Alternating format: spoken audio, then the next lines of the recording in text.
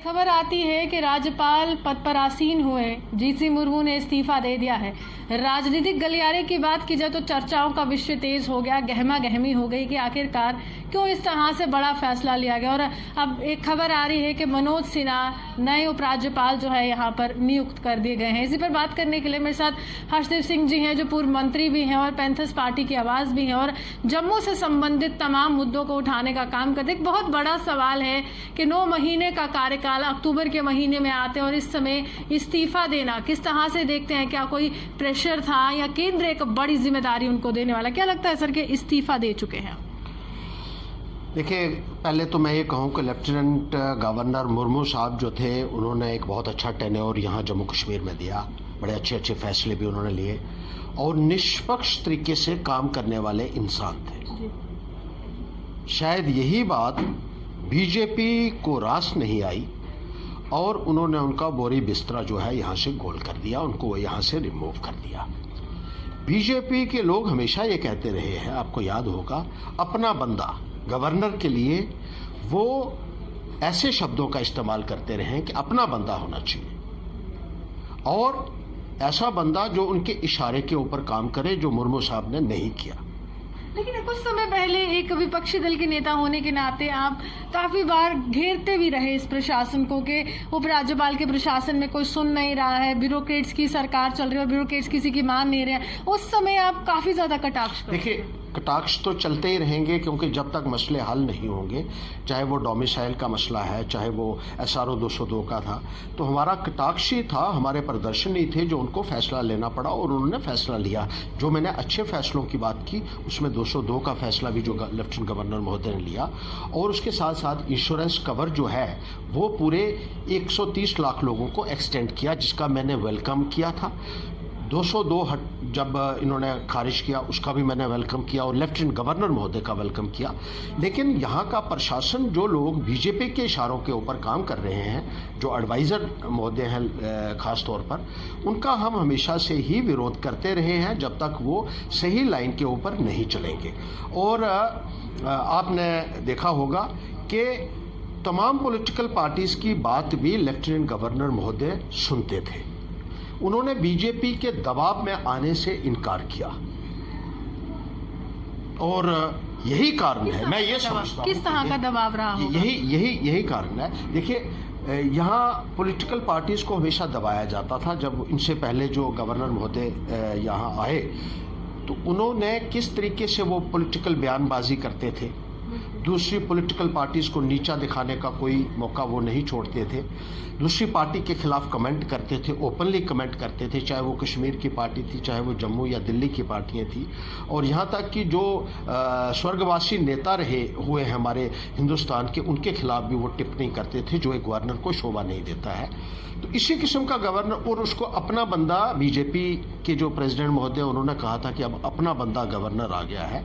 इन्होंने कोई ऐसा सबूत नहीं दिया अपना बंदा होने का जो वो चाहते थे और यही कारण बना। मैंने तो कई दिन पहले कहा था कि ये जो लेफ्टिनेंट गवर्नर मुर्मू साहब हैं, इनको ये यहाँ ज़्यादा देर तक रहने नहीं देंगे क्योंकि ये गवर्नर के ऑफिस को इस्तेमाल करना चाहते हैं अपने सियासी एजेंडा को प्रमोट करने के लिए, जो भारतीय जनता पार्टी का एक तकिया कलाम भी है, जो इनका एक फोटे रहा है हमेशा से, जो इनका एक पॉलिसी रही है कि इंस्टीट्यूशंस का इस्तेमाल करो, चाहे वो CBI है, चाहे वो IB है, चाहे वो एंटी करप्शन ब्यूरोज हैं, चाहे वो दूसरे अदारे हैं, उनका इस्तेमाल करके, चाहे वो CAG है, तो उनको इस्तेमाल करो और उनके माध्यम से अपने पॉलिटिकल एजेंडा को प्रमोट करो, जो मुर्मू साहब ने नहीं किया। बतौर एक अपोजिशन होने के नाते मैंने कभी लेफ्टिनेंट गवर्नर महोदय के बारे में ये नहीं कहा कि वो भेदभाव कर रहे हैं। अलबत्ता हमने यही कहा हर बार कि वो एक बैलेंस्ड अप्रोच लेके चल रहे हैं। हालांकि वो फ़ायदा वो बीजेपी को देते रहे, लेकिन बीजेपी के इशारे के ऊपर काम करना जो है उन्होंने कबूल नहीं किया, उनके एक्शन से कभी नहीं लगा कि वो बीजेपी की कभी पैरवी कर रहे हो, जिस तरीके से उनके प्रेडिसेसर जो यहाँ गवर्नर रहे हैं वो करते रहे हैं। एक बहुत बड़ा सवाल है कि इससे पहले की अगर मैं बात करूं तो सत्यपाल मलिक राजनीतिक जीवन का एक बहुत बड़ा चेहरा वो उभर कर आए थे। हालांकि अभी वो गोवा में है, लेकिन इसके बाद एक एडमिनिस्ट्रेटिव ऑफिसर यहाँ पर आते हैं। आप कह रहे हैं कि बहुत अच्छा काम कर रहे थे, लेकिन आप भी कटाक्ष करते थे। अब एक और राजनीतिज्ञ आ रहा है, केंद्रीय मंत्री का पद, रेल मंत्रालय उनके अधीन रहा, 2019 का चुनाव वो हार चुके, 3 बार सांसद रहे। आपको लगता है कि ये जो एक पूरा राजनीतिक पहिया है उसमें थोड़ी रफ्तार आएगी, वो धीमी की धीमी रहेगी? देखिए कितनी रफ्तार इलेक्शंस की बहुत बात हो रही है, पॉलिटिक्स अपार्ट, देखिए कितनी रफ्तार आई थी उस वक्त जब पहले भी एक पॉलिटिकल गवर्नर उन्होंने अपनी पार्टी के लगाए थे। कितनी रफ्तार आई वो भी आप जानते हैं कि उन्हीं के दौरान में जो भर्तियां हुई बैंक में, जो उन्होंने कबूल भी किया, उन्होंने कहा था कि इसके ऊपर इंक्वायरी होगी, लेकिन कोई इंक्वायरी जो है वो नहीं हुई, कोई कैंसिलेशन नहीं हुआ, क्योंकि बाद में ये पता चला कि ये बीजेपी और पीडीपी द्वारा लगाए गए लोग हैं, तो किसी को कैंसिल नहीं किया गया।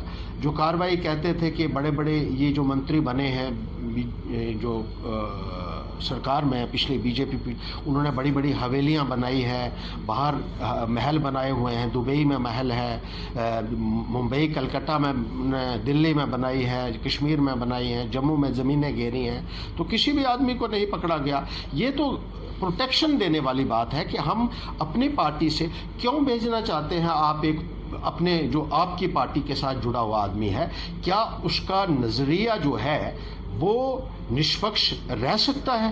क्योंकि वो सारी उम्र अगर बीजेपी में रहा है, और जिस तरीके से बाकी स्टेट्स में भी आपने देखा कि गवर्नरों को किस तरीके से इस्तेमाल किया जा रहा है सरकारों को गिराने के लिए, नई इनकी सरकारें बनाने के लिए, तो एक इम्पार्शियल आदमी होना चाहिए जो किसी पॉलिटिकल पार्टी से वाबस्ता ना हो, क्योंकि गवर्नर का जो एक ओहदा है एक बड़ा सैक्रोसेंक्ट ओहदा है, इसकी सैंक्टिटी बहाल रहनी चाहिए। अगर आप अपनी डिक्टेशंस के ऊपर एक गवर्नर को चलाना चाहते हैं, उसको एक पपेट बना के चलाना चाहते हैं, तो आप किस तरीके से इंसाफ दे सकते हैं? वो भी जम्मू कश्मीर जैसी रियासत जहाँ पे बहुत ही ज़्यादा सेंसिटिव है ये और बड़े ऐसे इश्यूज हैं जिनको बड़ी बारीकी के साथ और बहुत इम्पार्शियल, अनबायस्ड, अनप्रेजुडिस्ड तरीके से जो है वो डील किया जाना चाहिए। और पहले भी देखिए, पहले भी मैं आपको ये बता दूं कि यहाँ जो गवर्नर रहे हैं पिछली यूपीए की सरकार में, तो कहाँ पार्टी के लोग भेजे जाते थे? यहाँ तो रिटायर्ड जनरल्स वगैरह आते रहे या रिटायर्ड ब्यूरोक्रेट्स आते रहे। एन वोरा को सारे लोग मानते थे और उनकी काबिलियत की तारीफ करते थे, और उनका जो एक सबको साथ लेकर चलने का एक नज़रिया था उसकी हर एक ने सराहना की। लेकिन एन वोरा साहब को भी इन्होंने फौरी तौर पर एकदम ये कह दिया कि आप अपना बोरी बिस्तरा उठाइए और वापस आ जाइए दिल्ली में। ये कहा जाता था उस वक्त अखबारों में, मीडिया के माध्यम से ये भी हुआ कि उनको अपना सामान तक नहीं उठाने दिया था। इसी तरीके से मुर्मू साहब के साथ भी हुआ कि एकदम से उनको कहा कि आज के आज खाली करो और रिजाइन दो और सीधा दिल्ली जो है वहां पहुंच जाओ। तो ये दर्शाता है कि किस तरीके से आप इन अदारों का अपने पॉलिटिकल मोटिव्स को मद्देनजर रखते हुए इस्तेमाल कर रहे हैं। 4G की बात की जाए तो काफी समय से विपक्षी दलों के नेता ये सवाल उठा रहे हैं। हालांकि इन्होंने उपराज्यपाल रहते हुए कहा कि मुझे कोई परेशानी नहीं है, आप यहाँ पर उसको शुरू कर सकते हैं। इलेक्शन कमीशन से हाल ही में हमें पता चला कि फटकार भी लगी थी कि जब इनके कुछ बयान ऐसे आ रहे थे कि हाँ काफी समय के बाद जो अब राजनीतिक गतिविधियां मैं चाहता हूं वो शुरू और इलेक्शन होने वाली है, तो आपको लग रहा है कि ये दो मुद्दे हैं, एक बहुत बड़ा यहाँ पर प्रश्न चिन्ह उठाते हैं कि कारण ये बना होगा? देखिए, कारण मैंने आपको बता दिया, क्योंकि वो मुर्मू साहब जो थे वो इनके इशारे के ऊपर इनका पपेट बनने के लिए तैयार नहीं थे।